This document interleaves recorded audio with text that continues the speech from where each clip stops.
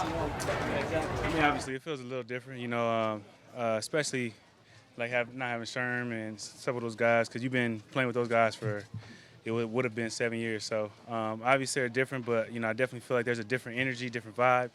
I feel like everybody's hungry, everybody has something to prove, and that brings an excitement. We're glad we got Coach Norton back. It's fun to have his energy back. I can't say it enough. So I'm excited for this year. So 6 years ago, you were a young core coming in with a lot to prove. It was chips on your shoulder.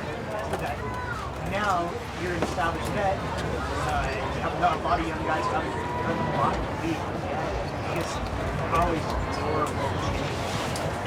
I think my role changed from the standpoint of, being the guy that guys come and ask questions to, and being more of a leader. When I was a rookie, I was kind of just flying out and trying to make plays, and we had guys like Red Bryant and those guys that we looked up to. But that role has changed. But I feel like I still have something to prove, and I feel like a lot of the young guys coming in have something to prove. We understand that it's a lot of people sleeping on the talent that we have, and that's something that we're excited about. We're excited about that challenge. We're excited to prove people wrong. That's what we do. That's what we've been doing since 2012, is proving people wrong. So it's not new territory from that standpoint. Does that energy feel similar? Is the energy this year with all these guys? It definitely has that feeling. A lot of people being counted out for various reasons, and I feel like we're all hungry. We all approach the off season as such, wanting to come back in the best shape that we've been in, and we're excited to go out there and make plays. So I think it's going to be a very fun season. What's the impact of Ronald being here on the field, in the locker room? What's the effect? Right now we just can't really even focus on it. He's not here, and we have his support. He has our support, but we got to focus on who's here, and we got to make sure those guys get right, and make sure we're doing everything we can for the guys that are here, and that's kind of where I'm at with it. I voiced my support. I understand that this is a tough business, and like I said before, it's not a business that's necessarily in favor of the players, although it will be sometime. But we got to focus on what we got right now and make sure, we hit the ground running. We kind of been in this situation before, when we didn't have Cam. And, we're going to focus on the guys that's here. You think that's going to be a CBA issue, guaranteed? You alluded to it's going to always be that coach. I don't think it's necessarily that. I think it's just more so the players. It's not like we can't get it. You have to just understand. I think we have to take more ownership in understanding the business, and putting more pride into that and try to understand that there's a lot of aspects that we kind of just leave for somebody else to figure out for us. And I think we got to stop doing that. And that's probably the reason why we're in the position that we are. But, I feel like we got a lot of guys in our leadership position and a lot of guys who want to do that, including myself. I feel like business is something I'm interested in doing after football, so why not start now? What have you and other guys been doing towards that end, trying to get more informed? For me, just taking out a middleman. I think a lot of the things is relationships that you have to build, understanding contracts instead of just leaving it to your agent or leaving it to somebody to explain to you. You go out and you do your due diligence. There's a lot of guys going back to school and learning, which I think we need to do.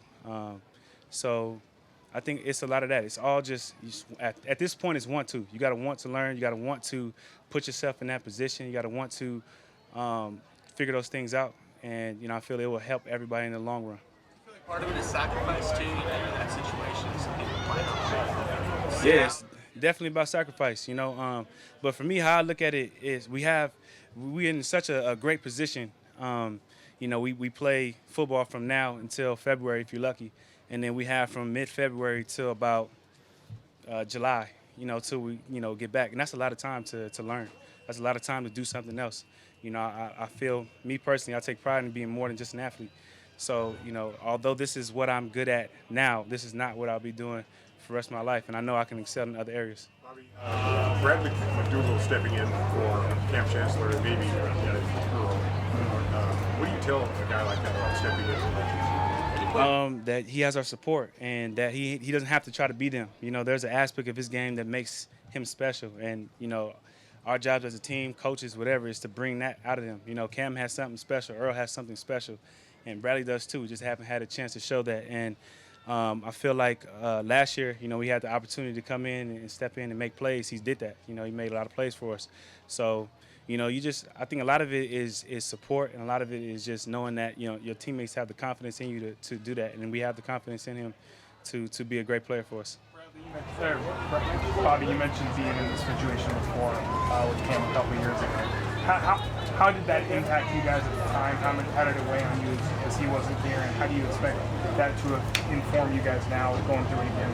I think, you know, the last time we were still, it was like 2 years ago, 3 years ago. We were, you know, relatively still young, and, you know, we hadn't necessarily dealt with that, you know, per se on our side of the ball. And I feel like there was a lot of focus on whether or not he was going to come or not come. And, you know, I think this time around, you know, we have to focus on who's here and focus on, you know, making sure, you know, we hit the ground running. We're not trying to sit here and worry about, you know, who's not here and what they're doing. We got to play the game. And, you know, as you get older, you understand this is a crazy business, but, you know, it is what it is. You got to do what you got to do. So, you know, that's why I'm not really putting any focus to, you know, who's not here. I'm focused on making sure the guys that are here has our support, and, you know, we hit the ground running because we got a lot of stuff to prove. You mentioned that there are a lot of players who have a lot to prove. Deion Jordan falls in that category. What do you think he's going to bring to the team? Man, when he got out there the last, you know, games that he was able to play, he brought a lot of hunger. You know, you could tell, you know, it's a guy that's been away from football for a while, and, you know, he was eager to get his chance. And when he got his chance, he made a lot of plays. So that's what I'm expecting. I'm expecting him to kind of pick up where he left off, make a lot of plays. I don't remember how many sacks he finished off with, but, you know, when you go out there and you look at that dude and you just look at him, you can tell he's physically blessed. And you know, we're excited for him to make his plays. What have been your impressions of Shaquem? You know, I've been really impressed with him just about how well he's been able to pick up the defense, you know, how fast he's moving, how fast he's playing. And, you know, just his, you know, for me, his route recognition. And, you know, he's fearless, man. He's not letting anything hold him back. You know, you wouldn't even know that he don't have a hand. So, you know, we treat him as such, man. He's a baller. You know, I think he's going to do a great job, and I'm excited to see how he looks in pass. Do you kind of like when people are downgrading the Seahawks and doubting them and saying that they're not as strong? Of course, you know, you don't got to make nothing up. You know, sometimes you got to make up stuff. And now, you know, y'all giving us stuff to feed off on. But, you know, since I've been here, that's kind of been, you know, we've always had a lot of guys that had stuff to prove. Whether it's myself, you know, they said I was too small, I wasn't going to be able to play. Russell, they said he was too short, wasn't going to be able to see. You know, we pride ourselves on, you know, proving each other, like proving people wrong, and it's no different. You know, I think, you know, there's always something that you have to prove if you want to be great.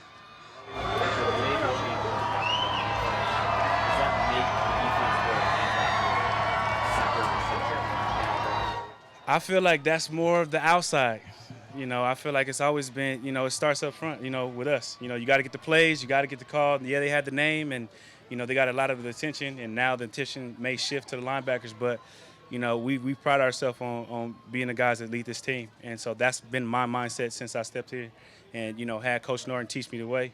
And, you know, it's always been about the guy in the middle. So for me, it's not no different because that's how I looked at it. But from the outside, maybe it is different because those guys are gone and, you know, you guys are looking for someone who's going to be the leader.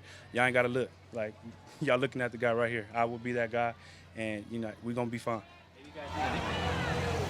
You create the nickname, we run with it. If you got a nickname, it's fire. We run with it. We have your name in fine print, real small.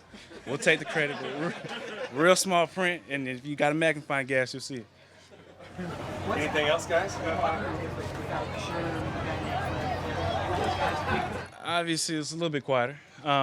But, you know, I think there was like a element to, you know, our growth. There was a reason why, you know, when we first got here, we were all so young and we were all, you know, naturally, you know, we were single and we were chilling with each other a lot. But as we got older, as we grew up, you know, guys started, you know, getting wives and girlfriends and family, you know, you naturally kind of like, you know, had to learn that aspect of life. And so that didn't really give us enough time to like spend time together. So I think with the new guys coming in and having that kind of dynamic and having older guys that understand that process, it's made us closer because, you got the young guys and we've been through that. We've been through the single, find a girlfriend, you got your wife, and how to figure out how to deal with that because if she don't want you to go outside, you ain't going outside. So we've been through that. So, we can help the young guys. We got all the experience. We got guys that kind of come together. We've had many dinners together, and I think it's going to make us stronger. Give a story on Russell. How would you describe him and all he does on the field and off the field? He's just an amazing guy, man. Like you said, on and off the field. He's very caring. If he's speaking off the field, you can see the work that he does in the community, the people that he's trying to affect change on, and you love him for it. I think he spent every Tuesday at the Children's Hospital, bringing kids life, that have struggling situations. So you got that aspect. Then you got on the field. He's fast. You make plays. You don't know how to cover him because he can run. As soon as you come and try to tackle him and throw the ball over your head, and he's super fast. You just can't get past me. But outside of that, he gets by everybody else. But he's a great guy. All right, thanks, Bobby. Appreciate it.